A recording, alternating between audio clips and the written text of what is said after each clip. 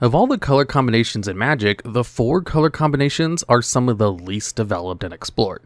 As such, while there are countless monocolor commanders, the number of potential commanders that provide exactly 4 colors is surprisingly very limited. Many would simply opt to play a 5-color deck instead, if not for the value these scant 4-color commanders offer. Today, we'll be ranking all of the legally current 4-color commanders in the game based on strength and popularity.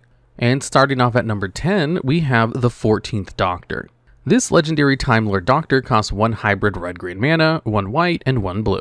When you cast this spell, reveal the top 14 cards of your library and put all Doctor cards revealed this way into your graveyard and the rest onto the bottom of your library in a random order. You may have the 14th Doctor enter as a copy of a Doctor card in your graveyard that was put there from your library this turn. If you do, it gains haste this turn. The 14th Doctor is designed primarily to allow you to play a deck with every incarnation of the Doctor in a single commander deck. The ability is narrow considering there's only a little over a dozen Doctors, not counting changelings, many of which aim to do very different things mechanically. The 9th Doctor cares about giving you extra upkeep steps, whereas the 3rd Doctor is built around token synergies. That's not to say there's no synergy between these cards. They are all legendary and thus share historic synergies. But your commander is subject to a level of variance that makes it arguably worse than any other Doctor helming a deck on their own. Sometimes you won't even mill a Doctor in your top 14 with particularly bad luck, and are left with essentially a commander with no abilities. This inconsistency is somewhat shored up by being able to run a second commander in the form of one of the Doctor's companions. There are plenty of options on that front, including one that even technically makes the 14th Doctor a 5-color commander. However, they will still leave a bulk of your game plan up to random chance as you see what, if any, Doctor your commander copies. The 14th Doctor, despite all of its clunkiness, is still somewhat popular as far as commanders go. Albeit for those who are looking to play a deck themed around Doctor Who with as many theme cards as possible. Of any legendary creature directly tied to the franchise, the 14th Doctor has the access to the most colors and by extension the most cards. But merely providing colors isn't going to earn anything a high place on this list, especially given its actual ability leaves a lot to be desired. And at number 9, we have Kynaios and Tiro of Meletis. This legendary human soldier costs 1 red, green, white, and blue mana and has 2 power and 8 toughness. At the beginning of your end step, you draw a card. Then, each player may put a land card from their hand onto the battlefield. Each opponent who didn't draws a card.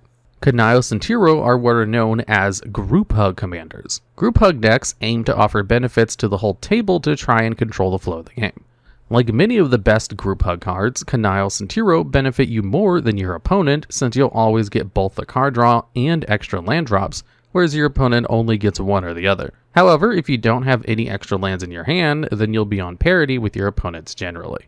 This does make Kynaios and Tiro somewhat underwhelming sometimes as a group hug commander, especially compared to the options that provide you a much more clear advantage over the opponents you're helping. 8 toughness does make it rather potent as a blocker, able to stave off attacks from each opponent and usually live. And some lean even further into this in Kynaios and Tiro for Toughness Matters theme decks. This commander rates so low on this list mainly because of how marginal these playstyles and strategies are. Group Hug certainly has its fans, but it's a polarizing playstyle, one that can easily swing into kingmaking if the Group Hug is careless.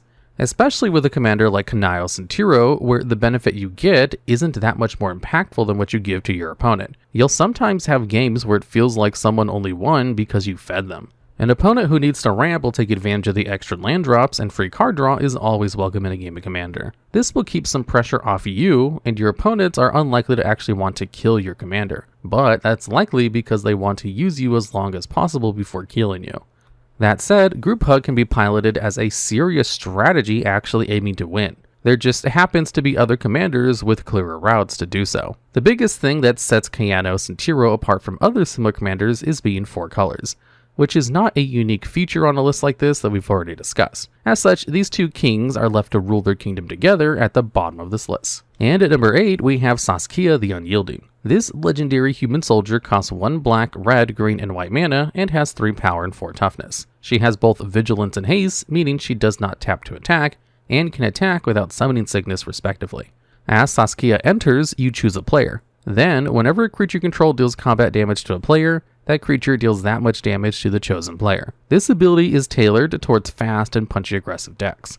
One of the biggest weaknesses of those sorts of strategies is that they often struggle to kill the whole table without an abundance of creatures. A common pattern is that this aggro deck will take out 1 or 2 players but run out of steam before being able to take out the final opponent in a game of Commander. While there are plenty of overrun style effects to help a wide board push through for lethal, that doesn't account for aggro decks sometimes struggling to spread damage in a Commander pod.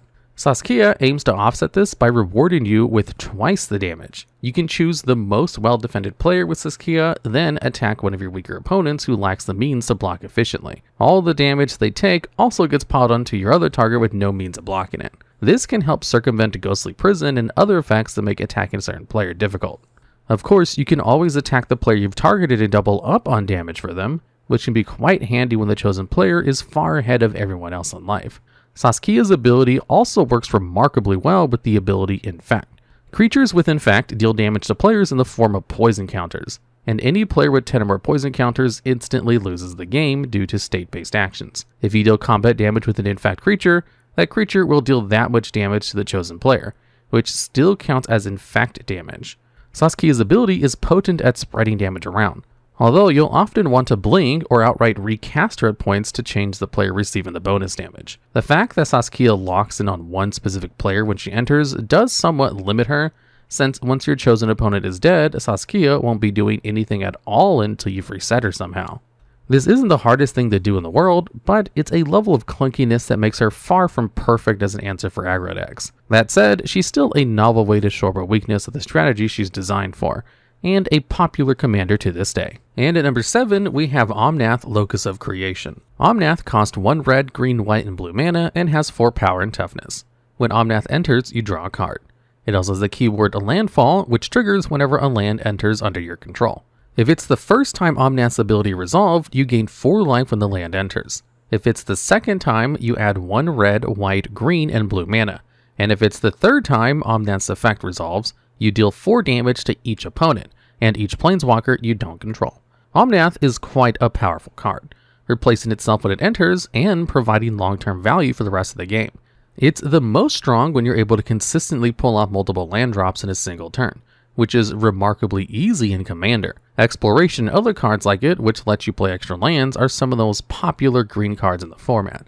Even beyond having one of these out, Omnath is fantastic alongside the ever-ubiquitous fetch lands. These lands tap and sacrifice themselves to search up a different land from your deck and put it into the battlefield, representing 2 landfall triggers even if technically only used 1 official land drop. In Omnath, any fetch land then represents 4 mana, meaning that Omnath can treat these already powerful color-fixing staples as rituals. If there's anything that holds Omnath back, it's that its abilities are more equipped for 1-on-1 60 card formats, where those 4 damage pings add up quicker. But Omnath is also perfectly reasonable in Commander, keeping your life total relatively high over the course of the game while slowly whittling down your opponents at the same time.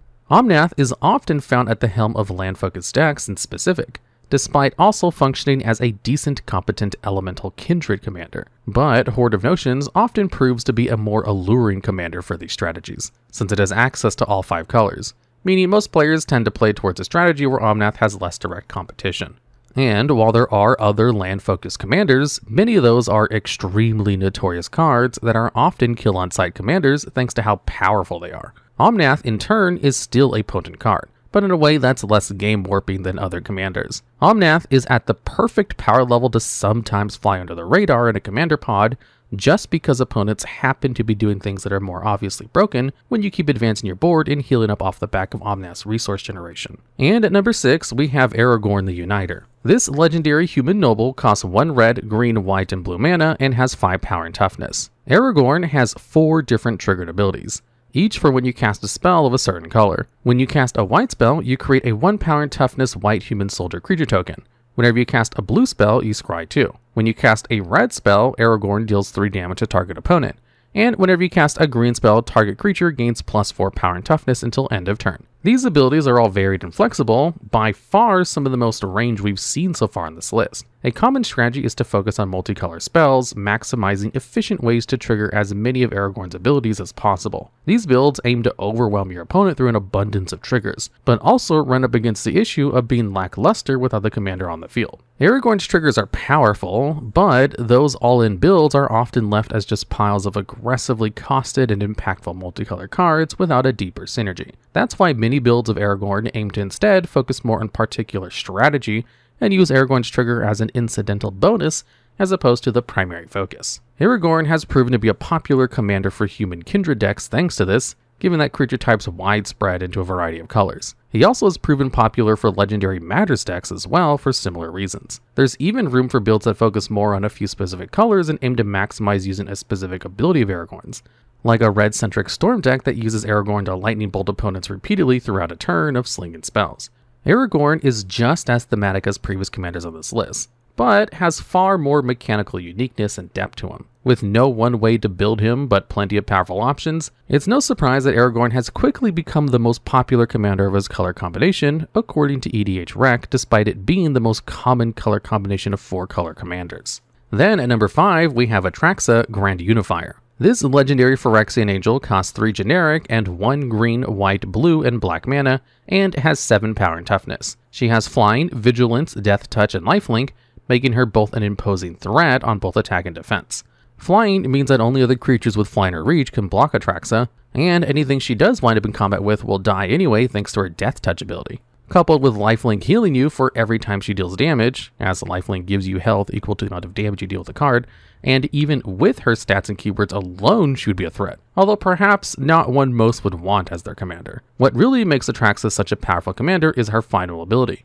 When she enters, you reveal the top 10 cards of your library. For each card type, you may add a card of that type from those cards to your hand, and the rest go back to the bottom of your deck in any order. On average, Atraxa will draw usually 3 or 4 cards, but can draw closer to the full 10 if you get exceptionally lucky and build your deck in a certain way. In Commander, she represents a peak at 1/10 of your deck every time she enters, and provides you with access to the best cards from those. She's such a powerful card that she's become a go-to target for reanimator decks. Running her as a commander does limit you from cheating her out in such ways, although that's hardly stopped her from being a popular commander in her own right. Her imposing wall of keywords makes her hard to actually kill, and once you do kill her, that's just an invitation to cast her again and dig through your top 10 again. The hardest part about Atraxa is often getting to the mana needed to cast her, although green's abundance of ramp makes it more manageable than it looks at glance.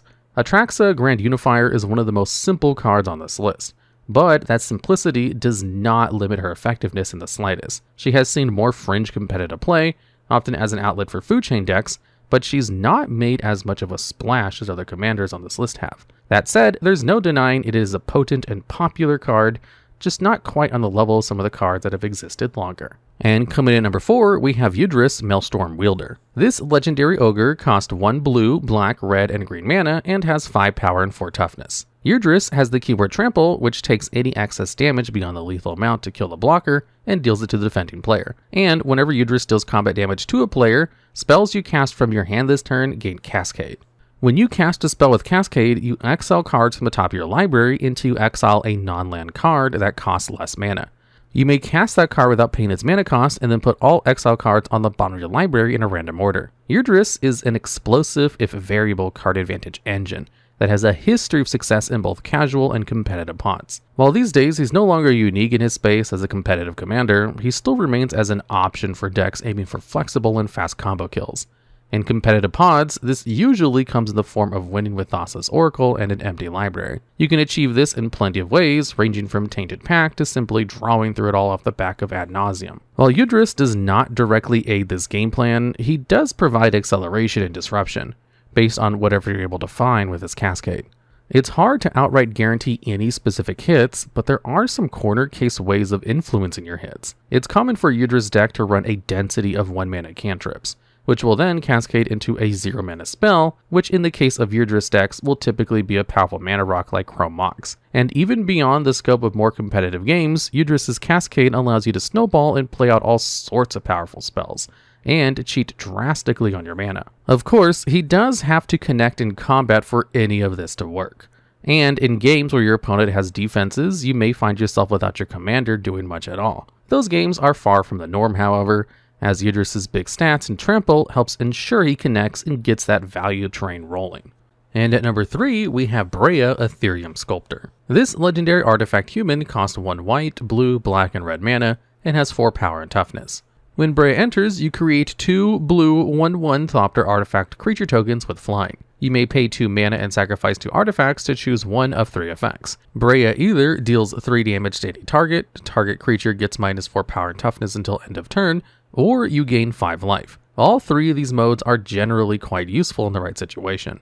In particular, her shrinking effect is reminiscent of Dismember, and is quite effective at killing opposing creatures. Even if that creature is indestructible, if you reduce its toughness to 0 or less, it will die to state-based actions, meaning that Breya can kill indestructible creatures with 4 or less toughness. Breya herself is actually useful for some infinite combos. Since she produces 2 tokens on entry, she synergizes very well with Ashnod's Altar, which can sacrifice creatures to generate 2 colorless mana. You can feed this mana into Nim Deathmantle, an equipment that can revive a creature as it dies if you pay 4 mana of any color. You can sacrifice the Thopter and Breya herself to generate 4 mana, which you instantly use to pay for Nim Deathmantle to return Breya and get 2 more Thopters. Repeat this and generate infinite tokens, which in turn can produce infinite colorless mana. From there, Breya's Bolt ability can plow through the table and win you the game. Breya has been a mainstay artifact commander ever since her printing, not just because of this built-in combo, but because their abilities are just generally good at every stage of the game.